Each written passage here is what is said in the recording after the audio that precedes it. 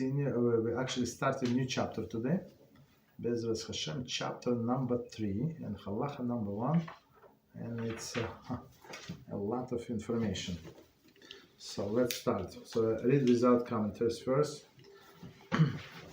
A person might say, since envy, desire, and pursuit of honor, and the like are wrong path, and drive a person from this world, I shall separate from them to a very great degree, and move away from them to the opposite extreme. For example, he will not eat meat, nor drink wine, nor marry, nor live in a pleasant home, nor wear a fine clothing, but rather wear a sackcloth and a coarse wool, and the like, just as a pagan priests do.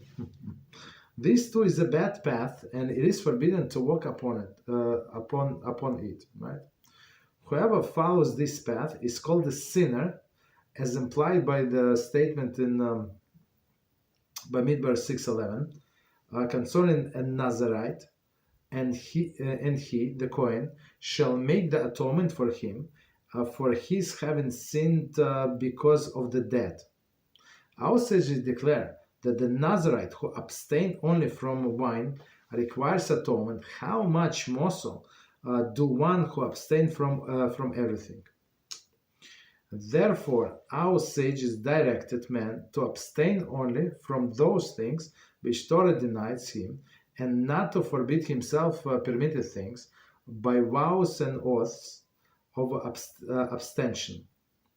Thus, our sages stated, are not those things which the Torah has prohibited sufficient for you that you must forbid additional things to yourself? Next page. This general statement also refers to those who fast constantly. Right? They are not to follow good path, for our sages have forbidden man to mortify himself by fasting.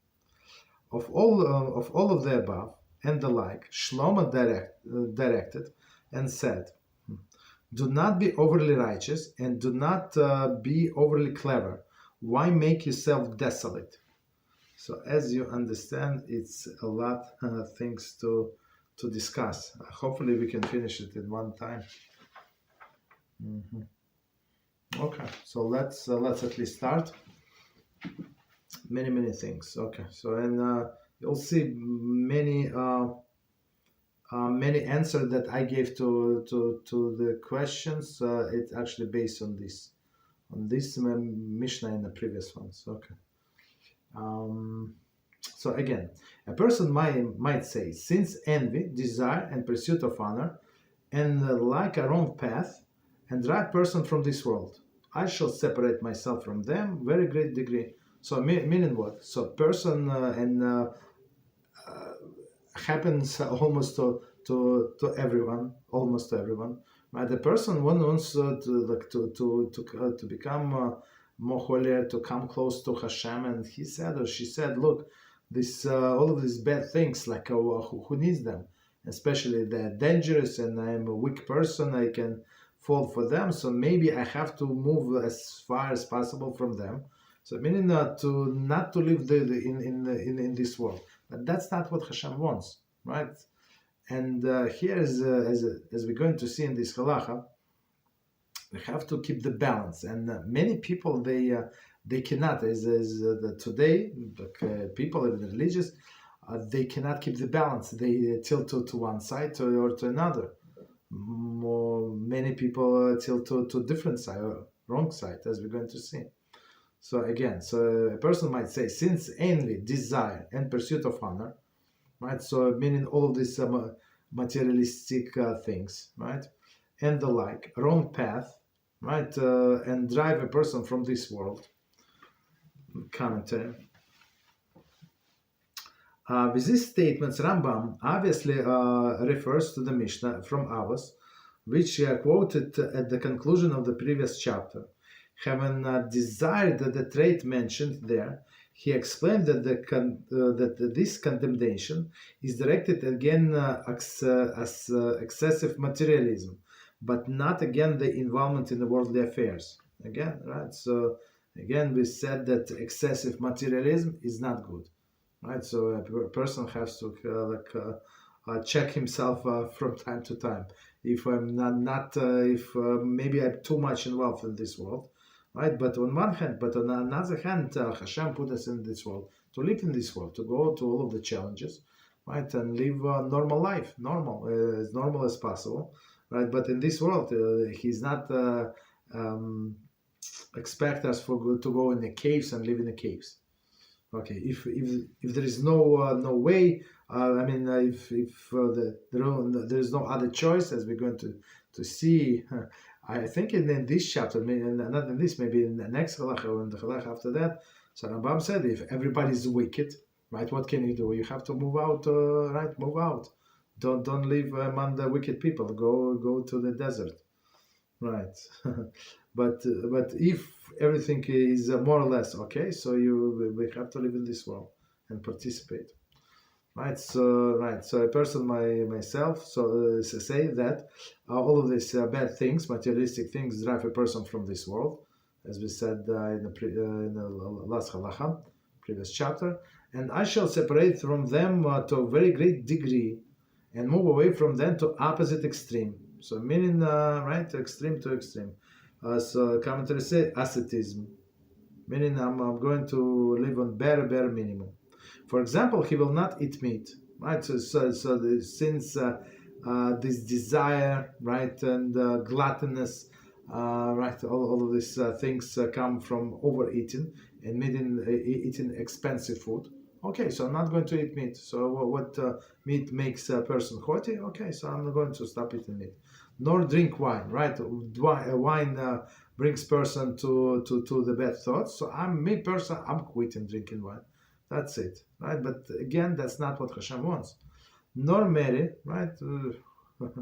Nor live in a pleasant home, right? So because a pleasant home, other people would desire it. I would desire a better home, right? I would have envy, somebody who has a bigger home. But if I don't have a home, like that's it. I don't have any desire. I don't need anything. Very interesting. Nor wear fine clothing, right? So there is nothing to be haughty about. Okay. Then and no pursuit of honor, right? With this cheap clothing, right? Not cheap, very bad, right? Clothing, but rather wear sackcloth, right?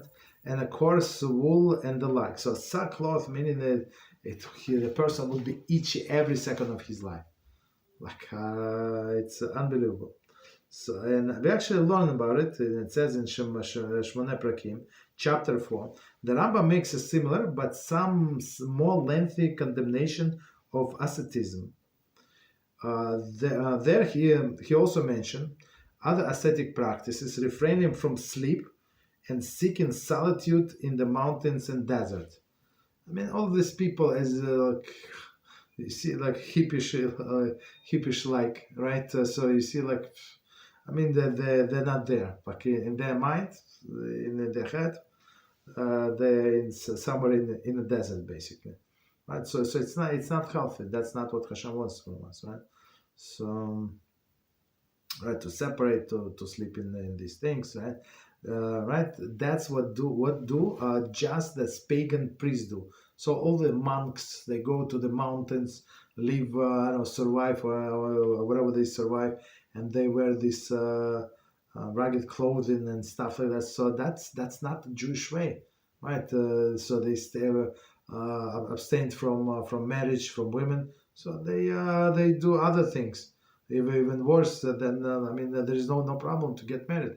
There is no problem to have relations with a woman, with your wife, right? But they say no, maybe it's going to bring me to this, to that. So that's in their mind is holy, but in Torah it's not holy. According to the Torah, it's not. Right? Commentaries say.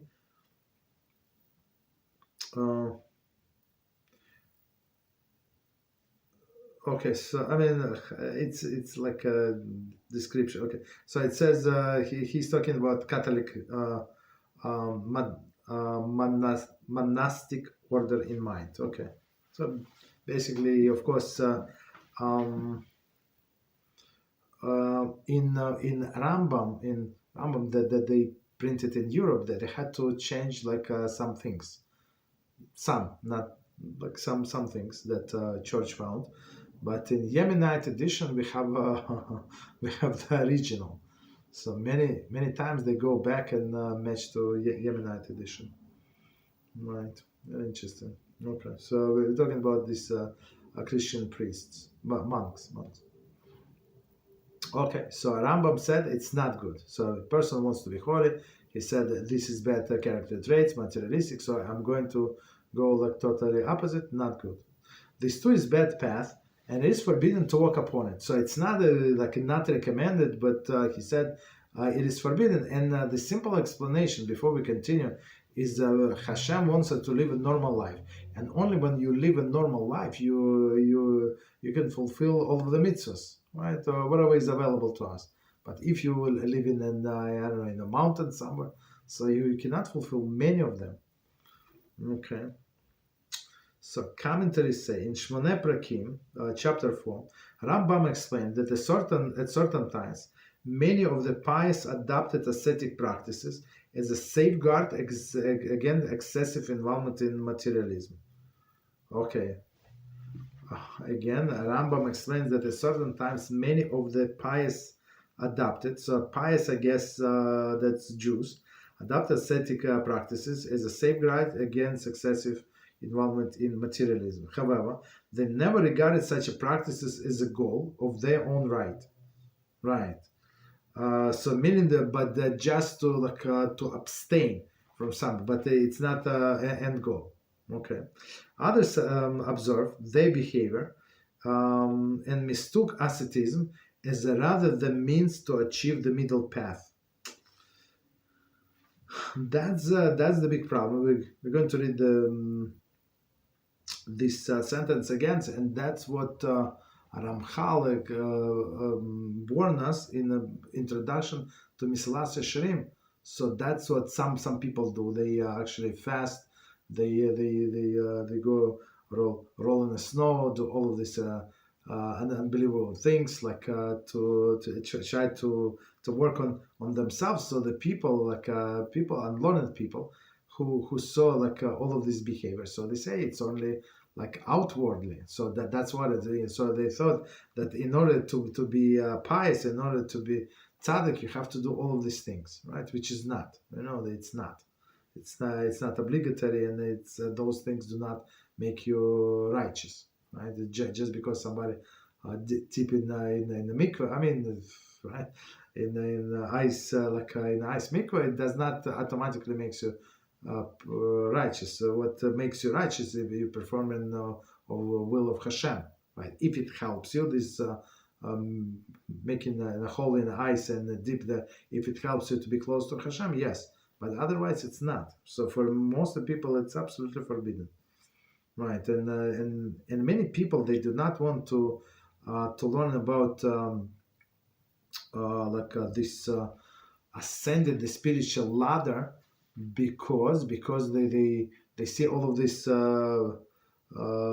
these people, right, who fast a lot, who wear this clothing, who needs that? That's they don't look right, they smell bad and stuff like that. So they say, well, who needs them? Understand? And then people should go straight. They go different directions. Right? And that's what Ramchal in his book Mesilas Yesharim, he's trying to fix for us. Right? He said he abstained. That's not righteousness. Maybe that's one element that helps some people to keep on track, but it's not the goal of itself. Okay. Okay, so again, this continue with this commentary. Others observe their behavior and mistook asceticism as an end, meaning that's what you need to do, rather than means to achieve middle path, right? So meaning a person is have all of these issues, right, as the desire, envy, and others. And in order to achieve the middle path, they do a little over, maybe a little break their ego with all of this fast and other things. But that's it. It's only temporarily. It's only to achieve the goal. That's it. but it's not a goal in itself. Not to eat meat, not to drink wine, not to sleep on a bed. Okay. Okay. From the Rambam statements in Shmoneh Perakim, it would appear that there are two drawbacks to asceticism. Okay, two drawback, two problems. Okay. A, it might lead a person to poor health, illness, and lack of strength, which would prevent him from serving God, as Rambam states in Halachah 3. Right? So it's very, very practical advice, and that's what I always say. Always the same people ask me how much, how to work on themselves, to sleep less, to eat less, this less and that less. But as we always say, if a person is healthy and it's enough for the person to eat meat, for example, once a week on Shabbos, let him say it once on Shabbos. But if a person needs meat for strength and otherwise it's not going to work out for him, if they need just to survive, just to serve Hashem, so that's in this case, it's going to be the mitzvah to eat meat, chicken, whatever they eat, every day, right? Not as a glutton, but is a servant Hashem, right? If they need energy, they need all of these things that in the meat, right? And same as other things. So it's not luxury. It's means to serve Hashem, right? And plus poor health, right? All these people who eat bad food, like not healthy food, right? So it's like some cheap food, right? Just because they want to abstain from good food, so it's not healthy. It's they ruin their health, and they have illnesses. So now when a person is sick, or he's weak, or she's weak, they don't have enough strength to serve Hashem. So who is winning? Except Yetzer Hara. Yetzer Hara is only winning. So Yetzer Hara, it says in Marif, I just came from Marif, right? It says Hashem, I removed the obstacles that in front of me and behind me. And our sages explain, Talmud Brachas, that they explain what is in front of me. I understand, but who is behind me? What is the enemy behind this enemy? Right? In this Yetzer Hara that tells no, you have to be more religious, more. But this more, sometimes, if it's not according to the Torah, it brings to the person's detriment. Right. Continue. B.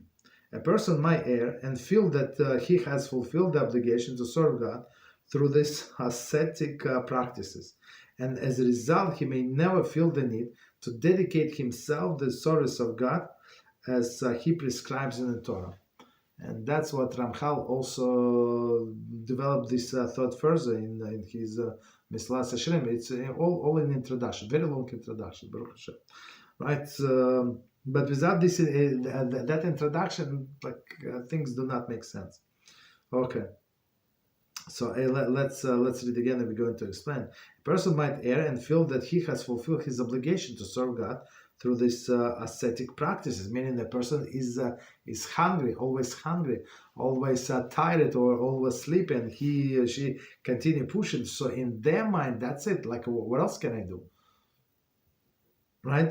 Because of the lack of energy, they stop. As a result, he may never feel the need to dedicate themselves to the service of God as prescribed in the Torah, meaning I do much more. How many people can fast 2 days in a row, or do whatever, wear this sackcloth as I'm? Nobody can. So in that person, through this asceticism, they can become very haughty, for sure. Right? And said, I'm on the high level, as it is, and that's it. They might stop. And that's not what Hashem wants from us in His Torah, and it's in the Mislas Hashem. It's only one. It's introduction out of 26 steps, right? Going up in holiness. So it's only the first step. It's not even a step. It's something like it might help some people, not everybody. Okay, for most of the people, it would be only detrimental. It's not going to help, right? As we always say, people ask me all the time, constantly. Even this class, different classes, they ask me a question about the fast. Should I fast Monday and Thursday? So you want to fast Monday, Thursday, do extra learning of the Torah. That's the best, right? You want to fast because people, if a person is busy with something, right, and they do not eat, they so preoccupied, there is no problem. They don't feel hungry. But as soon as you tell them that you're fasting, that's it. Now the person is hungry and she cannot concentrate on anything. All of the thoughts on food. That's the problem. Okay, continue. There is a third disadvantage that is stressed heavily by the teachings of Kabbalah and Hasidus. And may be hinted at by Rambam's statement following Halachas. Okay. This Zohar, volume 2, page 42b, states that God created the world in order to let himself be known. Okay. Hashem created this world in order for to let himself be known. Okay. So meaning that we know who is the master. Okay. Meaning that just looking at the creation and what's going on, like that's how we learn about that he's a master. Okay. Similarly, Tanya, chapter 33, explains that God created the world because he desires to have dwelling place in a lower world. Thus, a person who tends to the otherworldliness as asceticism defeats God's purpose in creation. Let's read this one more time this time. Yeah?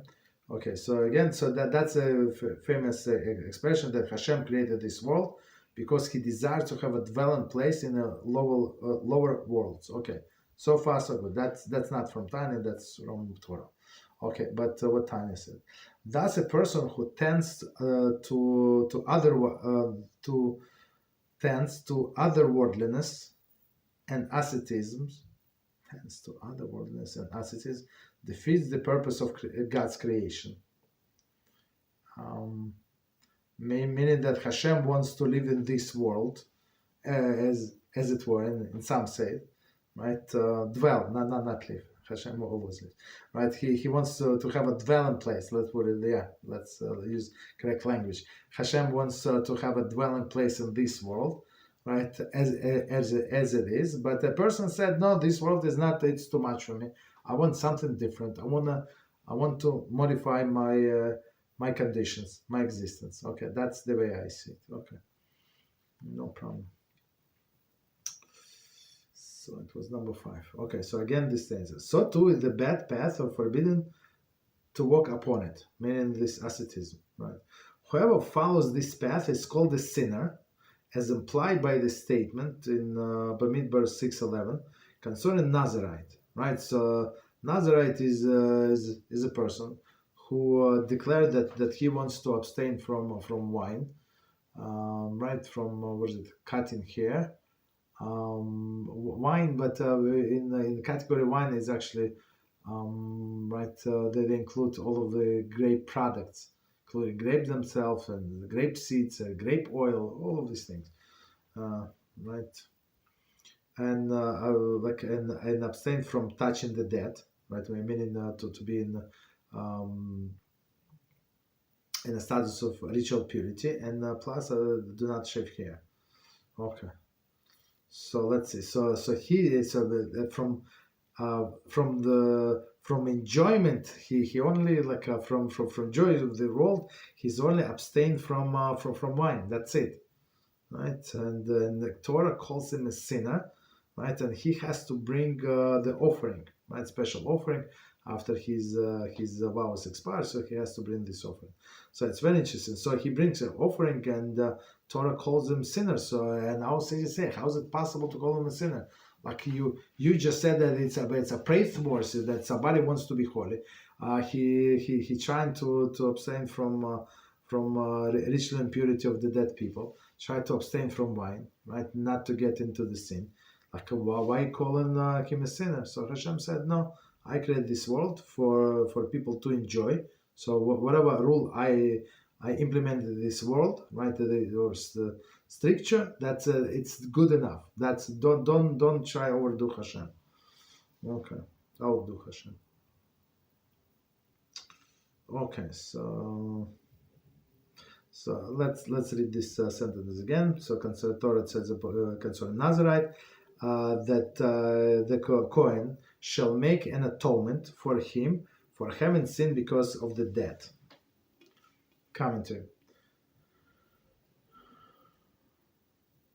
I mean, we said it, but let me read. Okay. The Nazarite is forbidden to become impure through the contact with the dead body for the duration of Nazarite vow. So if he does not say how long, it's 30 days. Okay. But he can say 30 years. Can he say 30 years? I think so. I'm not sure if it's there are any limitation. Okay. If he contrasts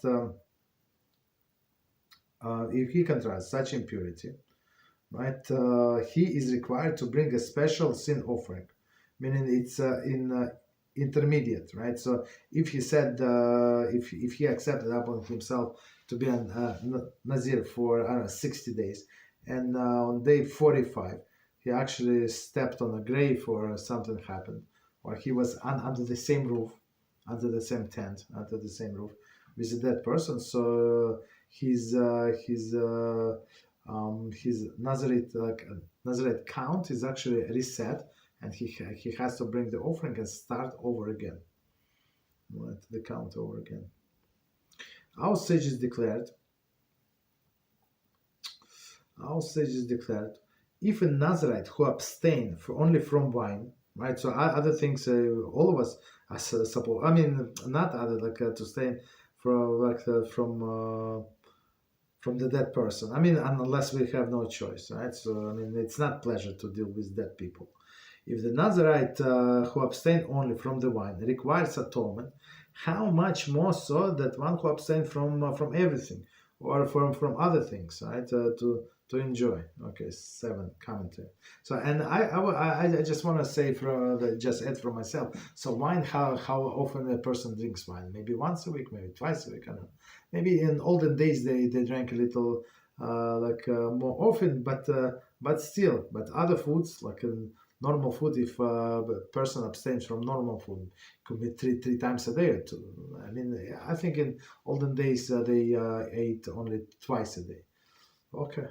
So that's what it is. So if a person actually wants to lose a little weight or something, so that's what we recommend. Yeah, like skip one meal from time to time. Helps a lot. It's actually not what that's what Rambam recommends. Okay. So as our sages declare in Ta'anis, it's 11a.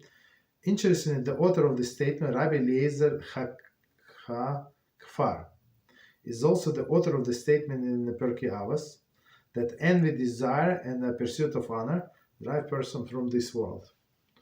Right. So very interesting. He's you see it's very interesting commentary. So it's exactly the same author, exactly Zen Rabbi, who said that this envy, desire, and pursuit of honor drives person from this world, on one hand, and on another hand, he said that about Nazarite that he's required atonement, right? So because again, it must be a balance, and many people they got excited in the beginning. They want to do everything.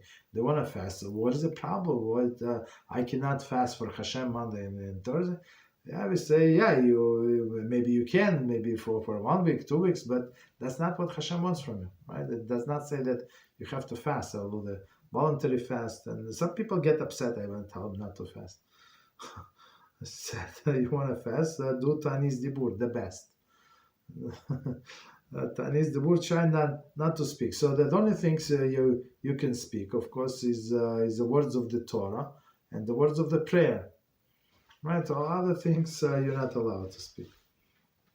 Of course, if you live in a family and it is a woman and she needs to communicate with the children, it's not going to work out so well, or she needs to communicate with her husband, not going to work out so well. But I mean, for one day, I think right, it's possible. So continue. I mean, it's better for men, I guess. Uh, easy. I mean easier for men. Okay. Continue. Therefore, our sages directed men to abstain only from those things which the Torah denies him. All right, and do not forbid himself permitted things by vow or the oaths of abstention. Okay, so now actually we'll learn about the oaths of abstention. Right, as a person forbid himself, he said, "This watermelon is forbidden to me." Psh, wow, right. So as our sages say, look, what Torah denies, right? All the non-kosher meat, all of this. I mean, not all of the non-kosher animals, non-kosher fish is enough. Is enough. Like don't mix milk and meat together. So all of these things are strict enough. And our sages added 6 hours. Wait 6 hours between one another. That's enough. That's enough. Don't make stringencies upon yourselves, right? And especially, and he said, do not forbid himself permitted things by a vow. And all of these vows and oaths, not all of them. I don't want, like, it's a big topic, but basically, like, I'm going to a little simplify it, right? Technically, a person can forbid themselves something that is permitted. So he cannot forbid himself something that is forbidden as it is, right? So if something is forbidden, but he wants to strengthen himself, she wants to strengthen herself, so it's possible to forbid. Is it recommended? No, but it is allowed. It is allowed.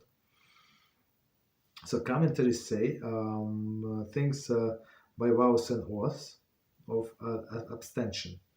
Commentaries say one should not conclude that the Rambam completely disapproved the vows and oaths. Right? I mean, how can he disapprove vows and oaths? It's part of the Torah. It's part of the Shulchan Aruch, and it's a big.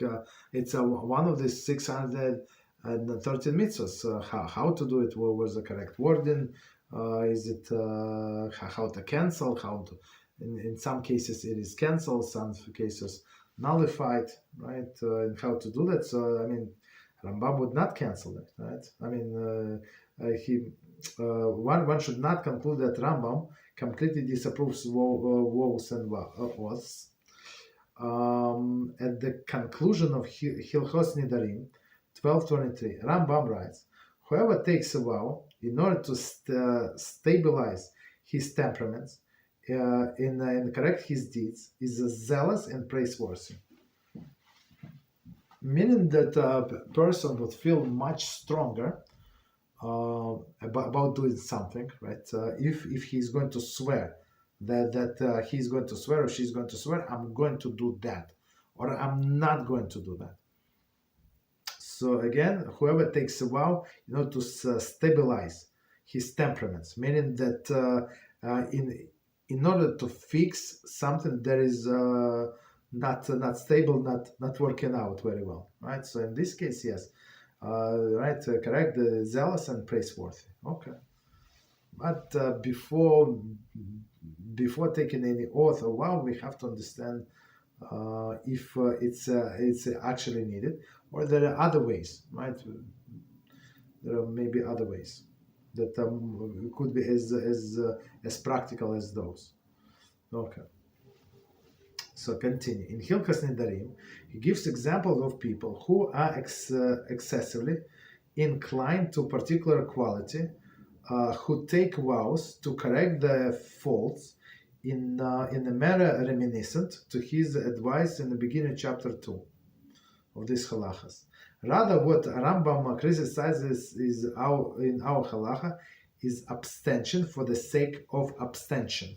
Meaning a person, right? So again, so if needed to correct some faults, there is no problem, right? But some people they want to do the abstention. Why?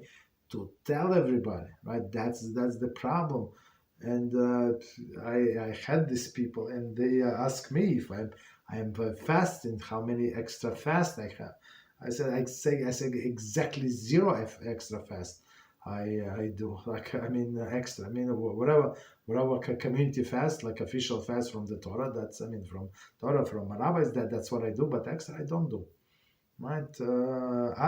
It's opposite for you need energy. So if you want to get close to Hashem, fast do not get anybody close to Hashem. Right? What get closer, per person closer to Hashem about learning what I need to do in this life and perform it, but not fast. Maybe you're on weight reduction diet, very good. Not to eat, you save money, you look good, maybe you feel lighter or something, but that's it. There is no spiritual value in this. Rather, what Rambam criticizes in our Halachah is abstention for the sake of abstention. To tell everybody, you're not fasting this Thursday? This is a big gaffe. We had this person. There is a fast. If you look at the Siddur, in a part of the Slichas, right? In a part of the Slichas. So on every fast we have Slichas, extra prayers, and there is the fast Big Gav. So what is Big Gav? It's after Sukkot. After Sukkot, after Rosh Chodesh, I think it's after Rosh Chodesh, right? After Rosh Chodesh. So people fast Monday, Thursday, and another Monday. Okay, so depends on the year, right? And the same after Pesach, right? Because people overeat, they maybe were a little lightheaded, right? Because of all this extra time off, right? So they also fast Monday, Thursday, and Monday, and it is proper. And actually, it says in olden books, it says in Shulchan Aruch, so Gabbai must announce, right? I think the Shabbos before that, so a special mishaber, a special prayer for these people who are going to fast, right? Because at least this is rabbinical. It's not obligatory, but at least it's mentioned in our literature, right? So because many people used to do it, so the special mishaberach, I don't remember exactly the wording, but meaning the bottom line, so this fast would not cause them damage, right? So everybody prays for these people.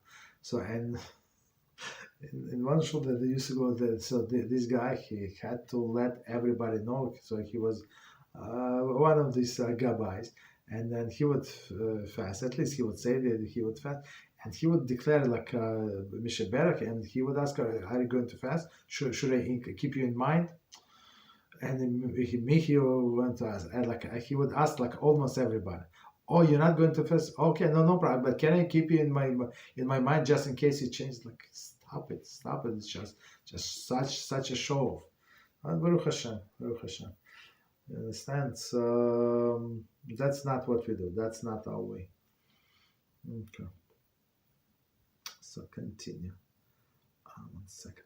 Where is it? Okay. So right. So okay.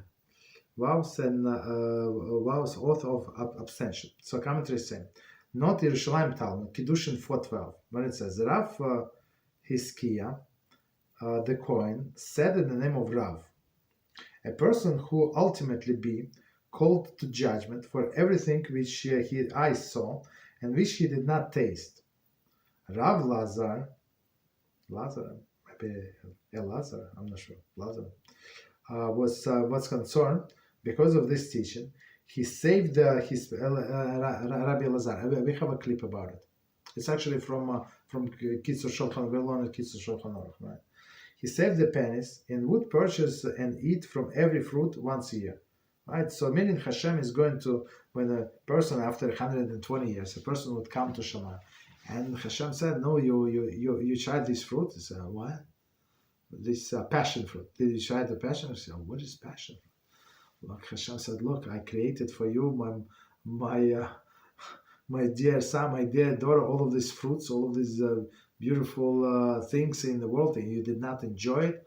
Right? So it's not right. It's not right. Hashem created all of these things for our enjoyment. It does not say that our sages never said that you have to eat these things every day, but once a year you can eat, save up money. I mean, today it does not cost that much, but but still, right? So we're going to be asked why we did not eat. So Hashem again, Hashem wants us to enjoy in this world, right? Not overdo it, but if we're going to eat these fruits once a year, twice a year, nothing is going to happen.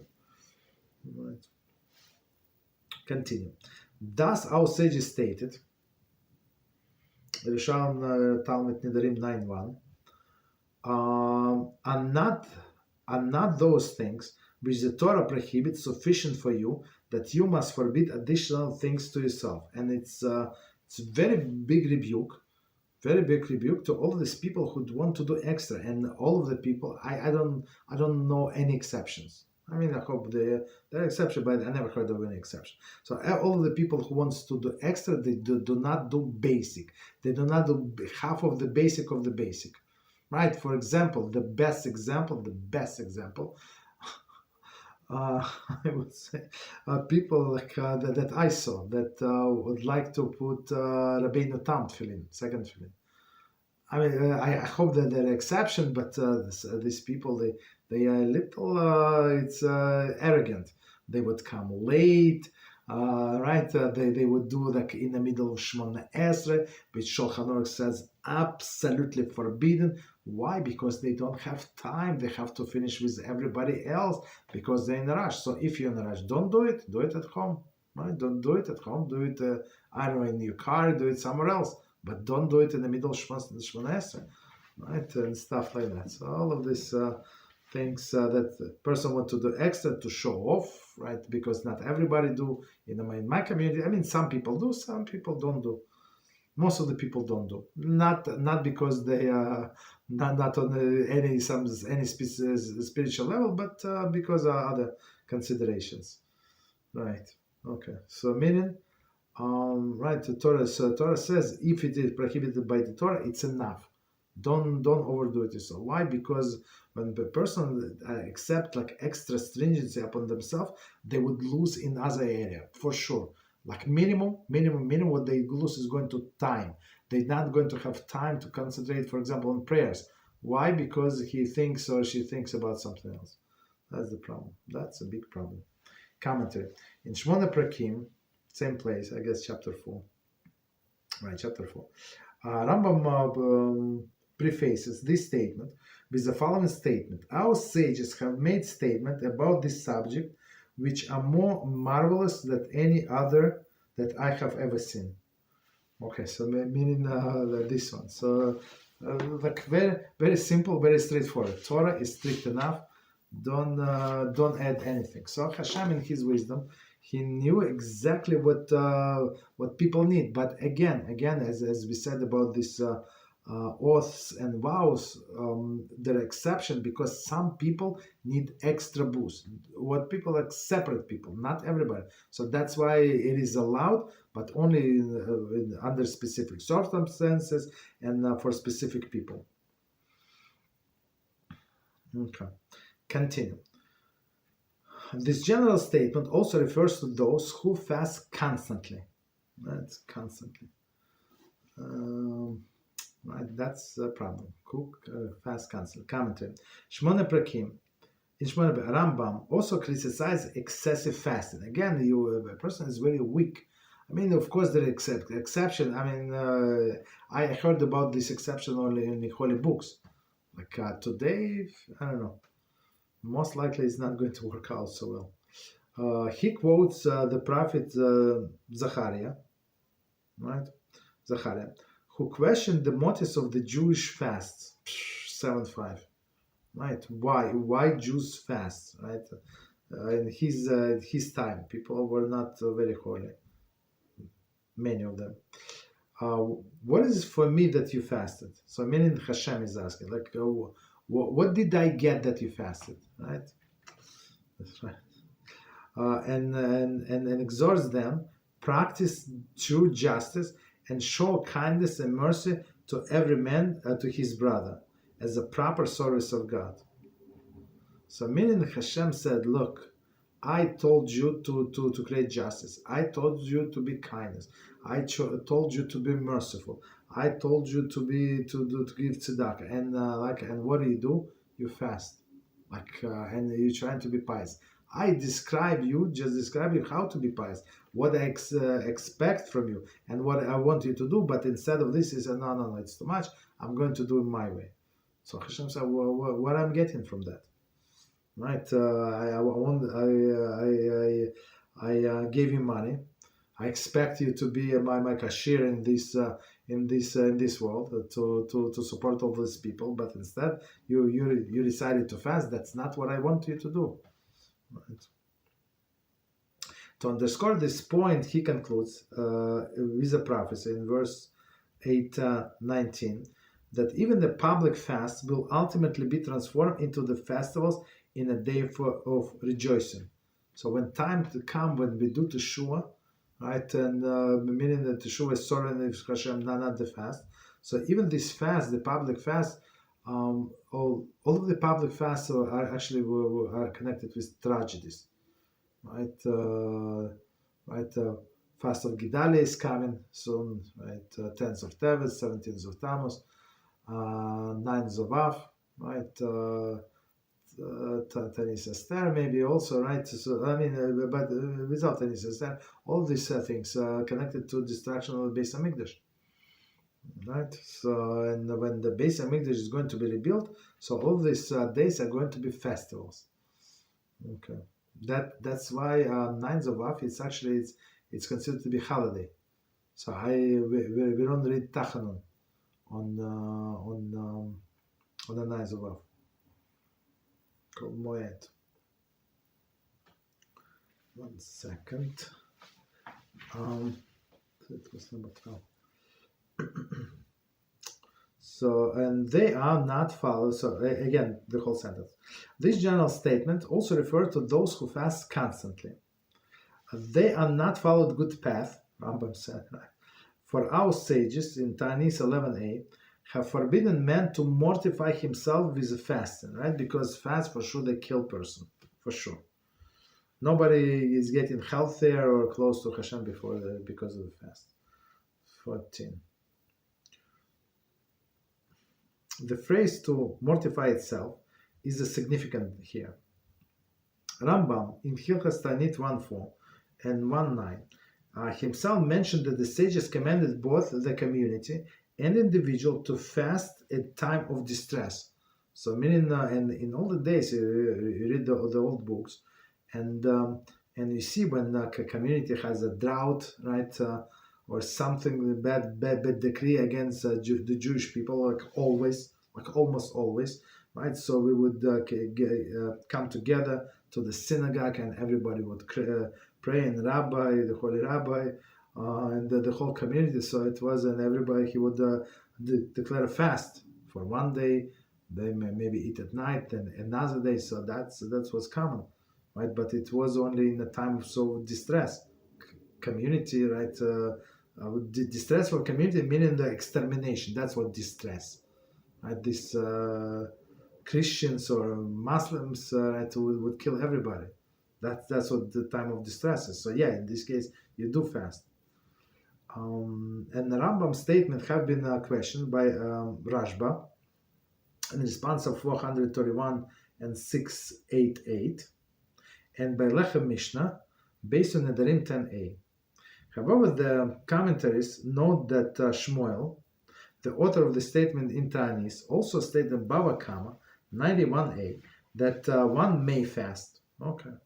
Here the Rambam statements are directed against self-mortification and asceticism and not against fasting per se. So meaning if person and he feels for whatever reason that he needs to fast because of bad dream, because this that, like there is other ways. So you can give money, right, instead of fast. Or what people used to do, they would hire somebody to fast for them. Some young bohur, right, in yeshiva, they would pay him money, of course, and right, and this and he would fast for this rich person. Very interesting. right? So, but if it's for mortification, it's not helping anybody. Nevertheless, it must be noted that in Hilchos De'os, when Rambam describes the path of Teshuvah, 3:4, he makes no mention of fasting, right? Again, because it's many times it's not conductive to Teshuvah. Continue. Of all of the above and the like, Shlomo directed and said, do not be overly righteous and do not be overly clever. So, and it's actually applies to all of us in all of the time. So we try to sometimes beat the system. What if I do this and I would do that? And if I talk to a person, I try to get them closer. And if they don't listen to me, do I get this Olam Haba? Okay, you're going to get Olam Haba, but don't be like very happy about getting this person Olam Haba. You understand? So don't be overly righteous or don't be overly clever. Why make yourself desolate? Okay, it's from Kahala 7:16, and we see the commentary. The commentary is saying, the Midrashic works do not interpret this verse in the manner suggested here. Okay. However, we find in the Spanish Jewish sages, find the other Spanish Jewish sages who followed this interpretation. Why make yourself desolate? Okay. In Duty of the Heart, we find the Duty of the Heart 3:25. Ibn Ezra, in his commentary to Kahelas. Okay. Note that this verse uses two terms: righteous, tzaddik, and wise, chacham. Okay. Righteous and wise, okay, which Rambam has used to describe men with ideal traits, right? We said in one case it was righteous, and in one case it was wise. Okay, I think we started with the wise and then we say righteous. Okay, the placement of this halacha, raises questions. One might have expected it to appear in previous chapter that deals with other excessive and deviations from the middle path. However, it is possible to explain that in a present position, it serves as a preface to the following halachas, which explain how our service of God is connected to Him, and connection to Him, service of God and connection to Him, can be established within the context of our material reality, right? And before we continue, and as we said many times, so whatever a person needs to live, and we said it even today, and in order to serve Hashem properly, person must live in this world. He has to marry, he has to have children, and educate them, and have a Shabbos table, and cook, and separate challah, and do all of these beautiful things. Go to work, make money, give his wife gifts, buy children clothes. So all the things like only possible when person lives in this life in normal world. Okay. Right, and this and person when doing all these materialistic things, I mean things in our lives, so we have to see, and we try to apply ourselves and have intention that it must be for my service of Hashem. So Hashem wants me to have family, right? I have family. So in order for me to have family, I have to have a house, right? I have to have apartment somewhere where they can live, sleep, and stuff like that, right? I need a clothing. And respectful clothing for my wife, for me, for the kids, and right. So that's and if like literally, a person can see every his or her physical action as a servant of Hashem, everything. So even going to the bathroom, as we said many times, in the Kids of Shulchan Aruch give us a beautiful explanation about it. So I have to serve Hashem in cleanliness, right? I have to pray with cleanliness, like why I'm clean, like outside and inside, right? So that's why going to the bathroom. It's serving Hashem, plus saying blessing after the bathroom, taking care of your hygiene, Also, I'm taking care of this vessel that is called body that contain the godly soul. What could be better? So the same. I don't remember what Talmud was it. Um, don't remember how did it go, but basically in Israel when Rome was in charge, the Romans, so they would build the baths. In the bath houses, they would put the idols of idols, literally like statues of the idols, and they were attended would wash these statues every day to make them like fresh. Of course, there's dust from outside, this and that. So birds probably do something on them, right? So they would constantly wash or a statue of Caesar, something wash every day. So these rabbis were talking like, look, if they take care of themselves they give such a great care of this stone statue, they do not care about they clean or not. So needless to say, us, the representative of HaShem in this world, like his children, so of course we have to take care of ourselves. Needless to say, right? So continue with commentary. Thus, when viewed in totality, this chapter emphasizes how Judaism desires this religious fulfillment be found within the context of our day-to-day life, right, as we explained, rather than otherworldly spiritual activity. So spiritual activity, of course, is good, but they always must be connected in a realm of this life. So let's check time. 1 second.